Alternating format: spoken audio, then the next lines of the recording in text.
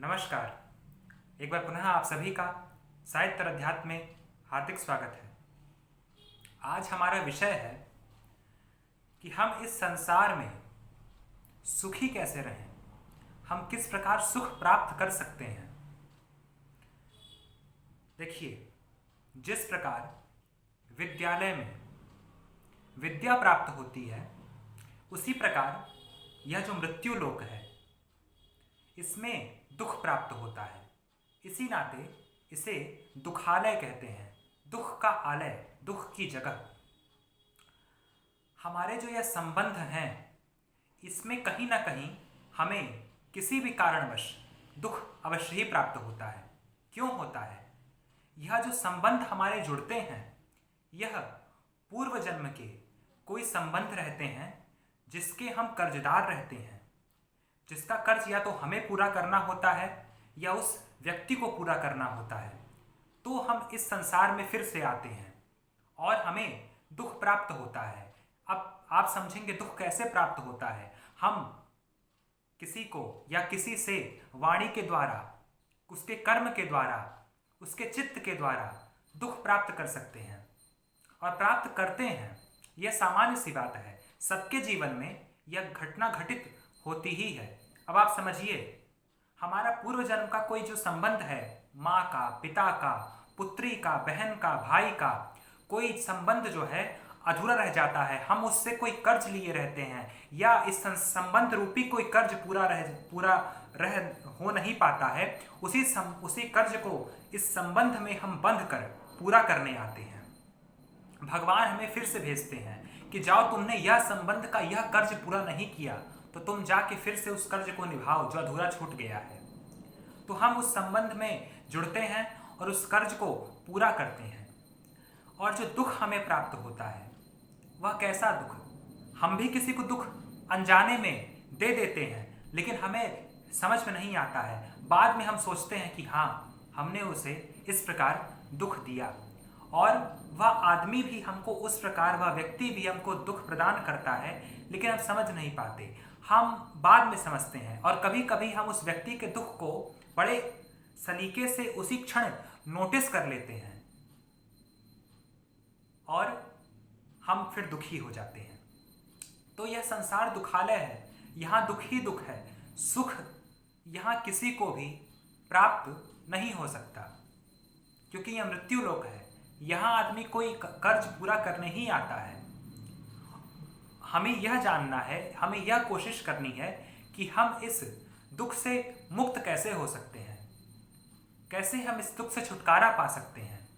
तो उसका एकमात्र यही उपाय है जो सबको मैं बताना चाहूँगा, और कोई उपाय नहीं है, कि हमारी भगवत चरणारविंदों में अनुरक्ति हो जाए।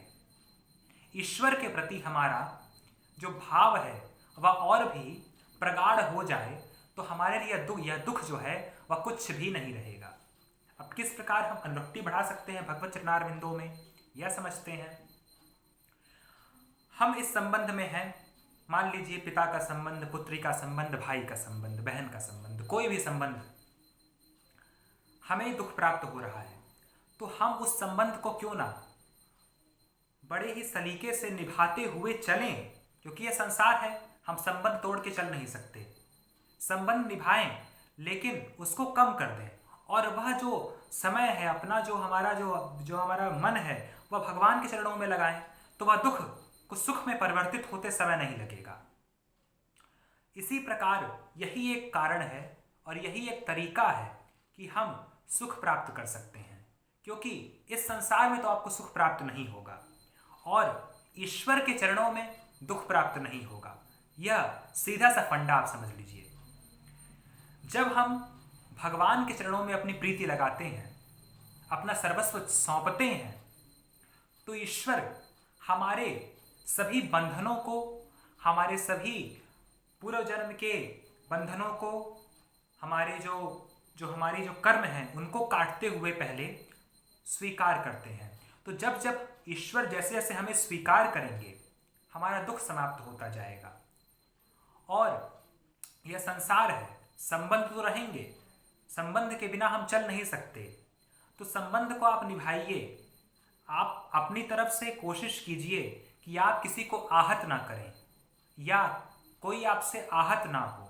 हम कहीं ना कहीं कोशिश करते हैं, लेकिन कोई चीज़ ऐसी चूक रह ही जाती है कि वह व्यक्ति, वह पुरुष स्त्री जो हो, वो हमसे आहत हो जाता है। यह स्वाभाविक सी बात है और सबके जीवन में ऐसा एक बार जरूर होता है। कोई भी ऐसा व्यक्ति नहीं होगा जिसके जीवन में दुख ना हो।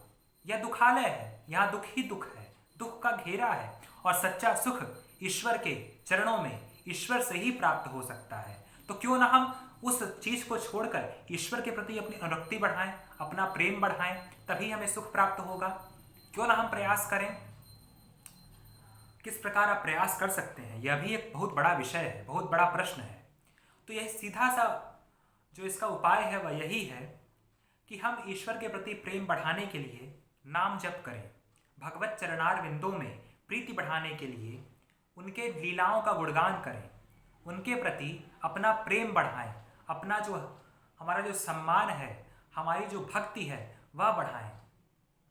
जो समय हम उल जुलूल काम में दे रहे हैं वह हम भगवान के चरणों में दें, तो क्यों दुख रहेगा।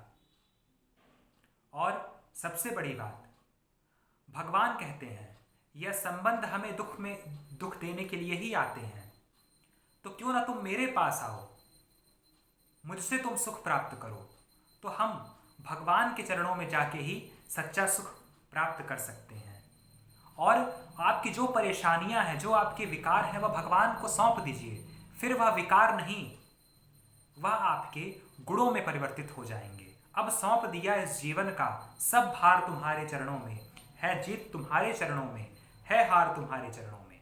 सच्चा सुख ईश्वरीय चरणों में ही प्राप्त होगा और दुख तो मिलता ही रहेगा। हमें दुख से उबरने के लिए ईश्वरीय नौका को पकड़ना होगा, वही सबसे बड़ा साधन है।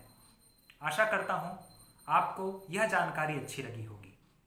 फिर मिलेंगे एक अन्य वीडियो के साथ, तब तक के लिए धन्यवाद, नमस्कार, जय जय श्री राधे।